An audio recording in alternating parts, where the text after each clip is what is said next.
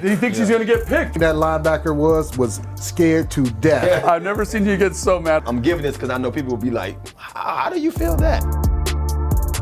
Welcome into Logan Lives in the comments. I'm Logan Paulsen here with Santana Moss. Everyone knows who you are. And the captain, London Fletcher, man. Super excited to have you here today. I'm excited, for your man. insight. Yeah, this will be a lot of fun. Tana, I think you got the first question for us. Got the first question for you, man. I'm going to read it how they normally ask it. Hey, Logan. Over the last couple of days of training camp, the running backs seem to be getting a lot of targets, more than the wide receivers. Is that something to be concerned about? I don't think so. I mean, this question sounds like it came from maybe earlier last week sometime, so Yeah. We'll just talk about that. So not a big deal. And one of the reasons I think that we're going to take a look at the film here is because running backs are in a very unique situation. And what I mean by that is they are lined up in the center of the formation. And when that happens, it's like Fletch, we're always talking about how in bunches type formations we can get picks. So here we got two tight ends at the bottom, and to me this plays just like a bunch, right? Yes. So this linebacker, if he's going to match this back, has the potential to have to negotiate a ton of traffic issues. and that's what they do here. Great job here setting this play up. And when you've got guys who are athletic and fast, you can get them in space. So utilizing the fact that they're central to the formation is really, really important to kind of their production, especially against our defense, who's playing a lot of aggressive match coverages, man match, zone match, true man, right? So finding those matchups is super important. The other thing is when you're playing a lot of coverages, Tana, and teams are saying, we got all these playmakers, we got Terry, we got Jahan, we got Curtis, we got Diami who's been making a ton of plays, right? They are going to drop under coverage at a really high level. So watch this coverage structure here. This is like a cover 3-ish type structure, maybe cover 6, depending on how you look at it. And look at these linebackers. Look at how deep they are here. So they are taking away those pass routes. Yeah. Who's going to be wide open right here? It's going to be the running back, right? Yeah. So when you have weapons, you need to be able to capitalize on the space created by those weapons. So you get a great ball here to Gibson, easy 20-yard guy. I know I've shown that clip before. The other thing you do is when you are in the formation like this, with the back kind of isolated up top here, and you get a motion. So in this 2x2, a lot of teams in the NFL now are playing exclusively match coverage. So they're going to match this guy outside, and then this linebacker is going to play this running back in man-to-man. So I want man-to-man coverage concepts versus good route runners. We've got Brian Robinson. We've got Antonio Gibson. B-Rob showing a high level to get open. This matchup favors this offense. So check me out. This is stealing. This back thinks he's this line. Terrible technique by that linebacker. But he thinks he's going to get picked, right? Yeah. He thinks he's going to get picked, so he's trying to play over the top. It's not great technique, though. And I bet they probably had shown a play where he actually showed out to flat. Like a spot route where he's going to actually get picked. So great job playing over top. And this is stuff that we've seen our backs do in practice, right? Get option routes on linebackers. And I mean, you know, this is stealing, man. Like that is stealing. There's so much space there. A good route runner against a poor coverage player, that's exactly what you want. So and then not to cut you off, go ahead. Just to add to that, the receivers catch passes all day. That's all we do. You know what I mean? We're not getting handoffs like the running backs does. So you need to emphasize that with these running backs with a new offense that's going to be predicated to them having success in that, you know, style of play, them getting the ball at the backfield like that. 100%. And I'm really glad you brought that up because it kind of leads nicely into the next point is running backs draw favorable matchups. So Christian McCaffrey, who is probably the best pass catching running back in the NFL, is up here at the top of the screen. He is going to draw a matchup from Zaven Collins, who's like a second-year linebacker out of Tulsa. And he's big. He's big guy. Zaven Collins. Yeah, Zaven Collins, thank you. He's like 260 pounds, right? I cannot allocate a corner resource to this guy. It has to be a linebacker, maybe a safety, especially in this offense. It's a good analogous for our offense. You got Deebo Samuels, you got George Kittle. I don't want a linebacker or guard either one of those guys. So who gets the best coverage matchup? It's the running back, and it's been the same with our backs. This is stealing. This guy on this coverage player right here, we're going to run an easy, kind of a little stutter, bop, break inside. I mean, Fletch, like I don't care how good of a coverage linebacker you are, that is a mismatch favoring the offense. And one thing that linebacker was scared to death. I would be too, as soon man. as he lined up on Christian McCaffrey outside. He like, man, I'm about to be on his highlight. He already knew. I know, but that's what you get. And that's not like a difficult route. We've seen Gibson run routes like that. We've seen Brian Robinson in camp run stuff like that. So definitely something I think that our guys can do. And again, just emphasizing the matchup. But it's not just slants and underneath stuff. We've seen B-Rob in camp catch stuff down the field, over the shoulder catch early this week, sideline toe tap, the whole thing. And that's one of the things about being that's a linebacker on him, right? Again, the best route running back in the NFL with a linebacker on him, and he's just going to run right by him here. He's expecting the underneath, runs right by. Gotcha. I mean, when you can find those matchups, especially with these aggressive coverages that teams are playing, it favors you 100%. So the fact that the running backs are catching balls early in camp, I think that's totally fine. Let's find the weapons. Let's exploit those matchups. All right. What do you think? What we got the next? We got the next I got question? one for you. Okay. Logan. Logan has been talking about Logan Thomas all offseason. Got to. How has his production been at training camp? So first off, it's been great. And I've been talking about Logan Thomas a lot. I can't talk about him enough. And I think this question is kind of saying we can't show, let's talk about this. We cannot show training camp footage. So I'm going to try and show you routes that he's been running and how he's been getting open stylistically. And we're going to use Travis Kelce as an analogous here. So let's talk about this. This is stick, Tanner, right? He's going to run an out and or flat, right? So a less experienced route runner is going to run. He's going to run out into this flat coverage here, right? He knows that guy's matching the back. I'm just going to sit down right here. Logan does this at a high level. You know, Travis Kelce used to play quarterback. Logan used to play quarterback. He's got a really high understanding of zones and how he fits into the space. Easy money. Logan does that at a high level. Great job by Logan. Caught a whole bunch of balls like this in practice, right? Finding that underneath space. Great job. The other thing he's done a good job of is understanding, even versus man, where the space is. They're going to get kind of an all-go concept here across the field. Do you remember this, Tana? Yep. In that Kyle Shanahan offense? This backside safety is going to match this number 3 player, and so he ends up basically getting a one-on-one with this outside corner here. Travis Kelce I'm talking about now, right? He feels that there's a pressure. Watch the linebacker step up in the line of scrimmage. They're all matching each other.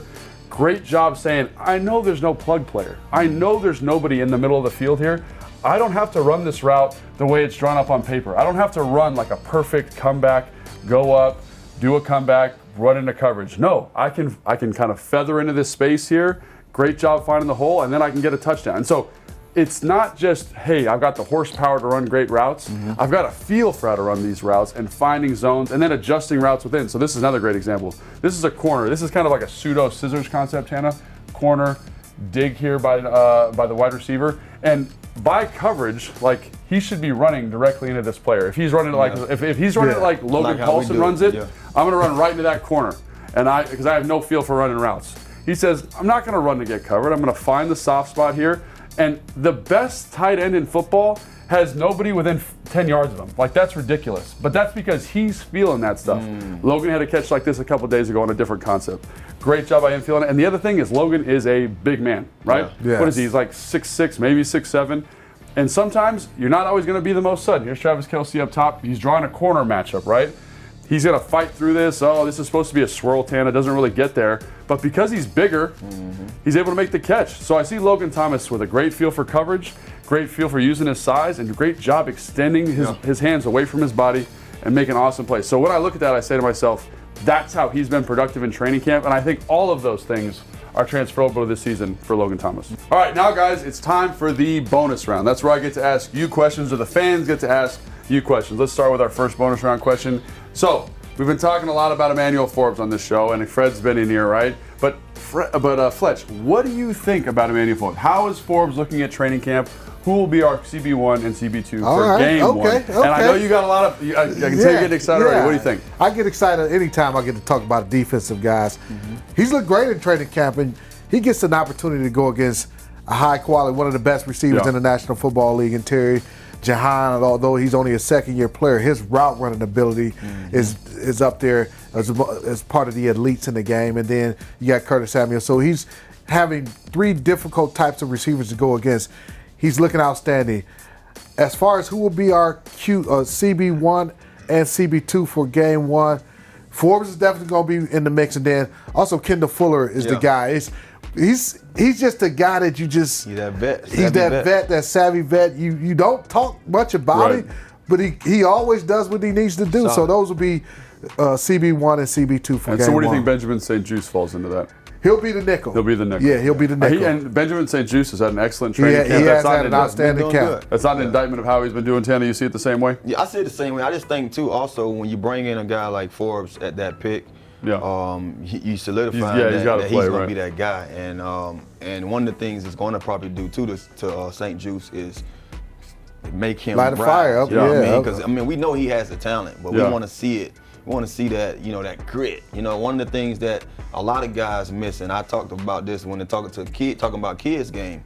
You want to see that dog. Yeah. And when you got a guy like, one of them bulldogs that Fred was saying, Listen, man, I didn't like it if they drafted the 3rd round linebacker. Yeah.